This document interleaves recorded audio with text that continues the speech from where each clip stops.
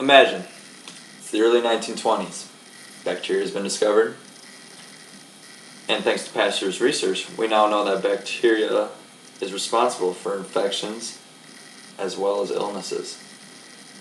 Unfortunately, though, you get one of these bacterial infections, and at the time, nobody knew how to kill these bacteria. So, you die. Flash forward, though, to today. You get the same bacterial infection. This time you go to the doctor, prescribes you an antibiotic. You take the antibiotic because you're a good patient. That's what you should do. Take the antibiotic and you start to feel better. Who do we thank for this antibiotic? The answer is Alexander Fleming. In 1928, Alexander Fleming was looking for a wonder drug to combat these bacteria. What he would do is lay out numerous amounts of petri dishes loaded with bacteria, specifically Staphylococcus. And unfortunately, though, they all became contaminated. So Fleming had to scrap all his work, throw it into a Lysol bath, but there were so many petri dishes that the ones on top never reached the Lysol bath. So only some of them were able to get cleansed. This ended up being a good thing. It allowed the bacteria to thrive in something else. Weeks go by, and Alexander Fleming's old research assistant comes and visits. Now, Fleming kind of guilt trips him and shows him all these petri dishes that he's been dealing with. And he's just showing him all the petri dishes, and on top he notices something has been growing on those petri dishes that weren't reaching the Lysol.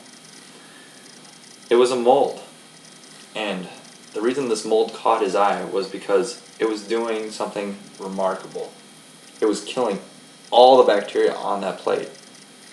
Now this was what Fleming had been looking for. So, the next question was, what was this mold? What was it? Well, it just so happened that right below him, in the rooms below him, was C.J. Latouche, who happened to be a mold expert. So, Latouche comes up one day to look at Fleming's mold, and right away he knows what it is. It's penicillium, he says. So, the next thing is, Fleming's wondering, he's got two questions. How did it get up there? This was answered by the fact that mold is able to go airborne, and some of the mold that Latouche was dealing with, penicillium, went airborne and was able to go up into Fleming's lab and land on the petri dishes, the contaminated petri dishes. So, the next question he had was, how can I make penicillium into a usable drug safe for humans? Well, unfortunately, Fleming didn't have the chemical understanding to break down the mold into that drug. So instead, he wrote about his findings, and they sat.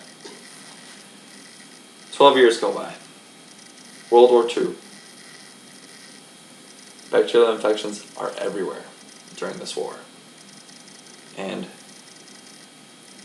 two scientists take up the task of trying to combat these bacterial infections. These two scientists were from Oxford University, and their names were Howard Florey and Ernst Chain.